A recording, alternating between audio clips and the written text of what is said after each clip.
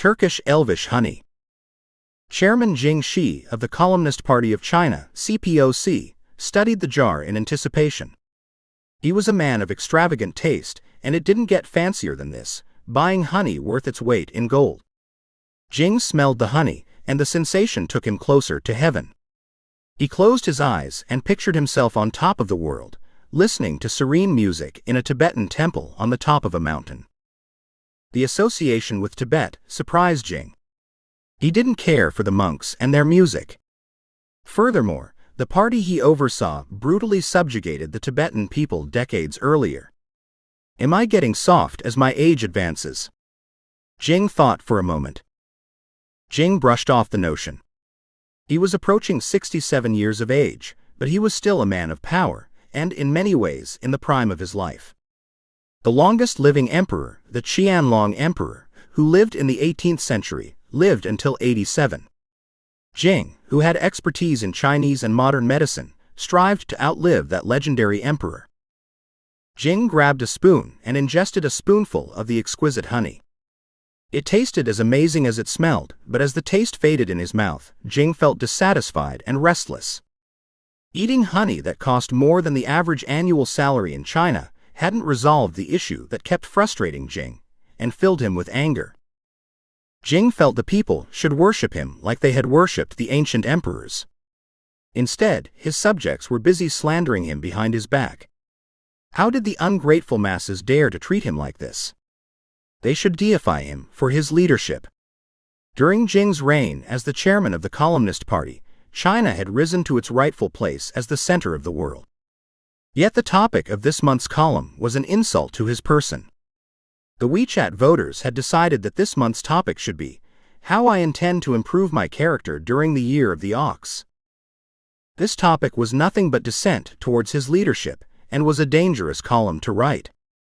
He couldn't admit to having character flaws, as he represented the state, and the state was faultless.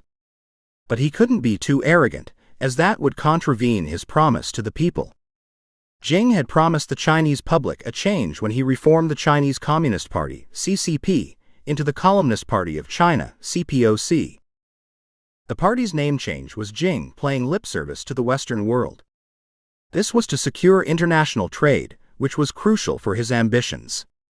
Nothing had changed under his leadership, but at least he had given the people the chance to vote.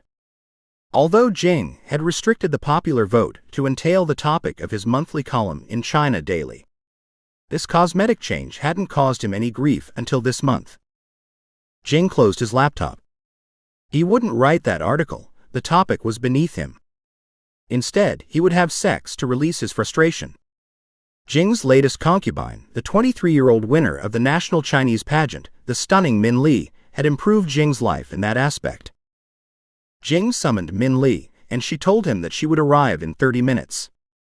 Having summoned Min Li, Jing experienced restlessness and anticipation as he was 67 years old and stressed. He needed a proper release, and didn't want any violent mishaps. Covering up his violence towards previous concubines had stolen a lot of energy. Jing took out a Ziploc bag which contained a powder. The powder was a mixture of Viagra and ground rhino horn, and it always worked on him. Jing believed in mixing the best of Chinese and Western medicine, and followed this thesis in many aspects of his life. 30 minutes later, Min Li entered Jing's residence, and she kneeled at his feet. "Min Li, you summoned me, Heavenly Master. How can I serve you?" "Jing, I didn't hire you for your intellect. So shut up and use your mouth for something useful." Min Li hesitated. She hated how Jing treated her, but she didn't dare to argue with the supreme leader. Reluctantly, she kneeled next to Jing and unbuttoned his exquisite silk pants. "Jing, good dog. Obey your master." Having said this, Jing sighed as his young mistress gave him fellatio. If it could only release his anger, but it was in vain. Jing wanted to punch the bitch for doing it wrong, but he controlled himself. So instead, he took her from behind, and he felt relieved when he came. Now, he could send her away while keeping his self-respect. As he had finished, Jing threw Min's clothes to her and spoke. Wash up and make sure to look good for tomorrow's photo shoot. I don't want any more stuff-ups. Dismissed. Min Li, who struggled to contain her tears, got dressed and rushed to leave Jing's residence. Jing got seated by his computer.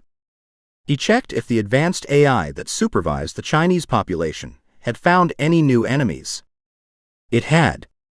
Jing cursed at himself. Of course, there would be dissenters in a country with 1.4 billion inhabitants.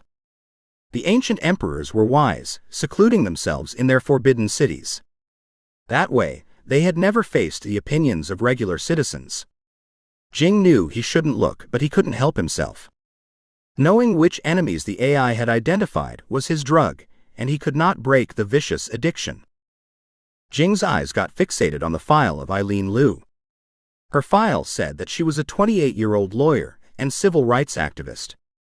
Eileen had recently gotten one of his enemies, Ming Shabao, acquitted in the People's Court of Zhuan. It was unbelievable that the courts in his country had acquitted one of his enemies, but it was an issue he needed to deal with. Jing stared at Eileen's photo for a long time. Eileen's beauty captivated Jing, and he felt compelled to have her. Yet Jing's power wasn't absolute. While he could eliminate the Republic's enemies, he couldn't kidnap and rape people on his whim. The rest of his party would never allow it. But he would own Eileen one way or the other, and she would regret defying him.